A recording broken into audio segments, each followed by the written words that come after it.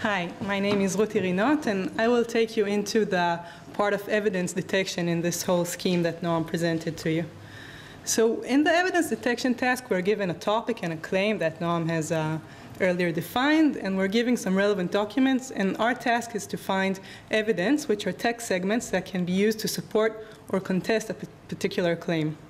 So there are a couple of tasks out there that have some similar aspects to our task, most notably probably evidence retrieval and textual entailment, but there are fundamental differences in the definition of these tasks, both in the relation that we want to have between the text of the evidence and the claim, and also in the scope of the text that we're looking at. So we don't want to have just return a whole article or paragraph.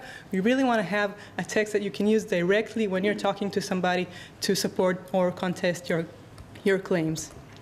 So as Noam mentioned, once we started looking into this task, we immediately realized that there are numerous ways that you can support your claim. So you can do it with, say, hard facts, some quantitative data, which we call evidence of type study. And you can do it by providing an expert testimony on the matter or just telling some touching story that will convince your audience of your claim. And there are, of course, many more types. This is just a few examples. And in this task, I'm going to focus about the quantitative type, which we call evidence of type study. So let me give you another example to make this more concrete. So we're moving to a different topic, which is the use of performance-enhancing drugs in professional sports. So the question is, do we want to ban them? Should we allow them?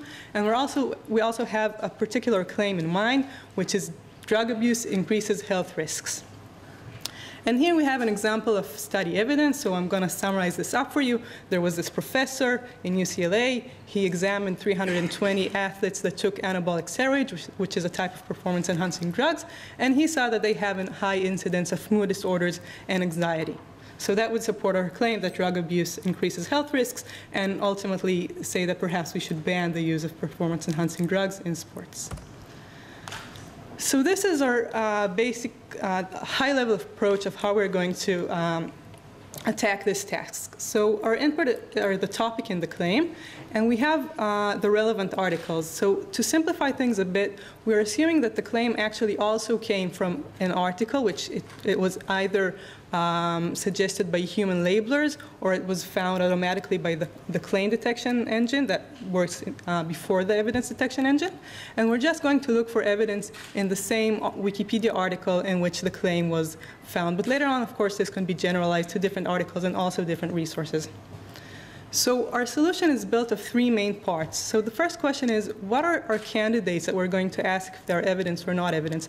Because as you saw before, an evidence is not one sentence. It can be longer than a sentence. It's usually up to a paragraph, but it varies in length. So our first task is to sort of look at this article and segment it into chunks, which will be our candidates. Then we have to ask, are these candidates evidence? So we divide these tasks into two. First, we're going to ask, do they represent quantitative evidence? And then we're going to ask, we're going to look at the context of the topic and the claim, and we're going to ask, do they really support or contest this claim in the context of this topic? And we're going to train all of these components using supervised learning. And what I'm going to talk to in the next few minutes that I have is on which features are we going to use, or which signals do we have in the data that can make us hope that we can achieve this task. So let's start with the chunking component. So what I have here is a small text from a Wikipedia article, so it's a small subsection. I have the subsection title, and I have these two paragraphs. And it turns out that the text is black is my evidence, and the question is how I can separate this from the rest. So I can start looking at this evidence sentences and see which information I have that these go together. So for example, I have this co-reference of a named entity. So I have this Professor Thomas Sander, and he's mentioned again in the second sentence, although only by his last name, and this somehow gives me the idea that these two sentences should go together. And then I have also co-references of non-proper nouns. So we have a study, and then the study is mentioned again. And this is actually much harder to identify, and we've developed some heuristics to do that. And finally, we have this reference or citation in Wikipedia. So we can see here that we have in the first sentence that somebody is telling us about a study, but he's giving no citation until the end of this sentence. So that's another hint that this whole chunk should go together. And then we have the question of how do we separate it from the rest? How do we know that we should not continue to the next sentence? And it's important to say that this task is it's not just looking for regular text segmentation where you want to be looking at the same topic, because sometimes if you're staying on the same topic, but you sort of switch the sentiment of what you're saying, so you want to break it here. So when we look at the next sentence, what we have is some criticism of this study. So we don't want to say this, but it's, sorry, I jumped ahead. So you see that we have some signals that were the signals that we said before that could be positive signals. So we have this professor's name again and the study name, and that can be very confusing. But what we have to notice is that we also have some shift in sentiment. So we have words that such as criticize and does not distinguish, and we have to have features that would be able to identify that. And identifying the beginning is probably easier task in this sense because we have here a paragraph break, and that's a more clear signal. So from all this information, we have developed signals, and we have our chunking component, and now we have this candidate, and we want to ask, does it really represent quantitative evidence? So what features can we, what information do we have for that? So the first thing is that we have lexicons. So we have lexicons that are manually compiled, and we have lexicons that we took from external resources, and some lexicons that we automatically learned on some data. And this gives us words that we're just looking to see if they appear. So study, examine, professor, these are all very indicative words. Also, we're looking for number. That also indicates quantitative data, and the appearance of a reference. And finally, here we have a very specific named entity. So it's an educational organization. We have a named entity extractor that can identify specifically that. So in this case, UCLA. And that's also a good indication of study evidence. And this is, now comes probably the hardest task of the three, is really asking, okay, we have this evidence, but does it really support or contest the claim, and does it do so in the context of the topic? So now we really have to connect the context with the candidate itself.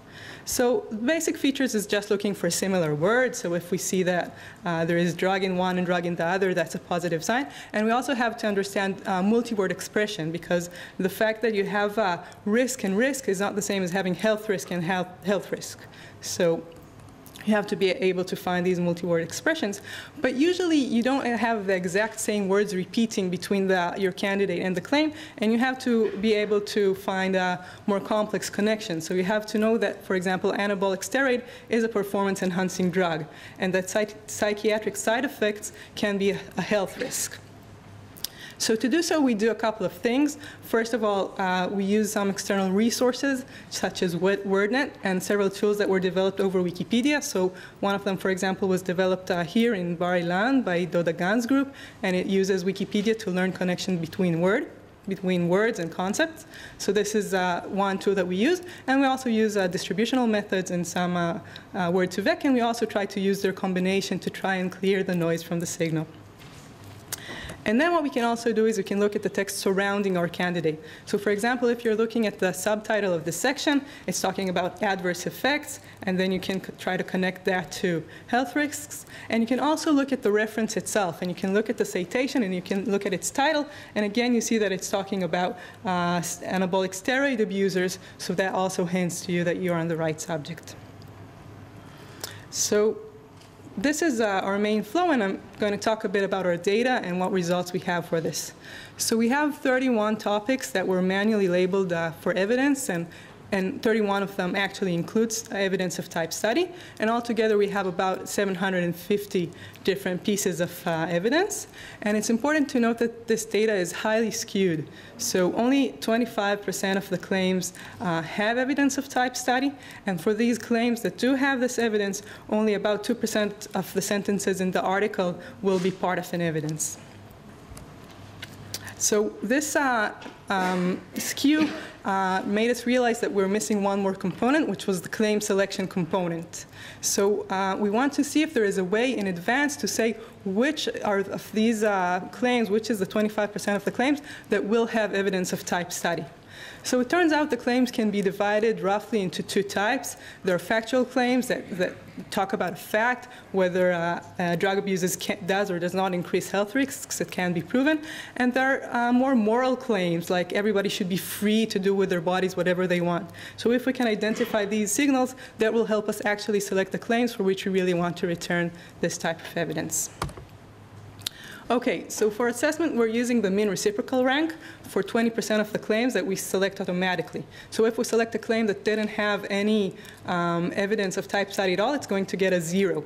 And the mean reciprocal rank is just 1 divided by the rank of the first true evidence. And we considered a candidate to be a true positive if it includes only in all the sentences that were part of this evidence. So this is kind of a harsh measure because in some cases you can add an extra sentence and it won't really harm the evidence, but we're not going to score this. And we're using the leave one out cross-validation scheme across topics. So we put one topic aside, train on all the other, and test on the remaining topic. So here are our results for type study. Our MRR is 0.29, and for expert, we're actually achieving higher results of 0.37. So what's next? So aside from improving our existing component, one thing that we're currently doing is we're only working on the sentence level, but it actually can be the case that an evidence will start mid-sentence or end mid-sentence, so we still need to add an exact boundary detection component.